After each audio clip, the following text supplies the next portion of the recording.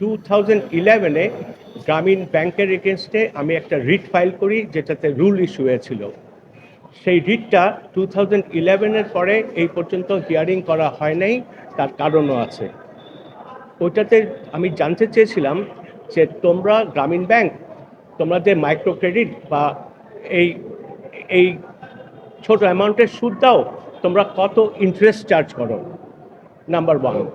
Number two, আমি জানতে চেয়েছি যে তোমাদের যারা গ্রাহক বা কাস্টমার বা ক্লায়েন্ট গ্রামীণ ব্যাংকের, তোমরা কতজন আছে যে যারা 10 বছরের বেশি এই মাইক্রো ক্রেডিটটা নিয়ে 10 বছরের বেশি টাকা শোধ করতে পারে নাই।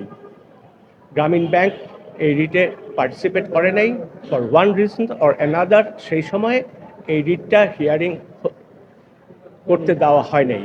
আমি ডিটেলসে পাবলিকলি যাচ্ছি না আমার জুডিশিয়ারির এই ব্যাপারে বা কারা ইনভলভ ছিল।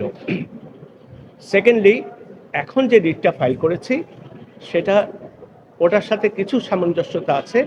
এই রিটে পার্টি হচ্ছে বাংলাদেশ ব্যাংক, পার্টি হচ্ছে আমাদের secretary of finance ministry, third হচ্ছে গ্রামীণ bank and professor Yunus.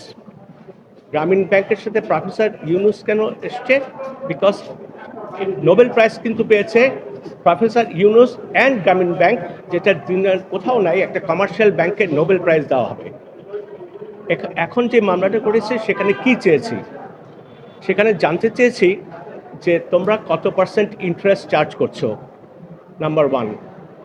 Number two, যদি কোনো কমার্শিয়াল ব্যাংকের থেকে আপনি লোন নেন, কমার্শিয়াল ব্যাংকে 1 লাখ টাকার লোন নিলে আপনি যদি 3 লাখ টাকা পরিশোধ করেন, তারপরে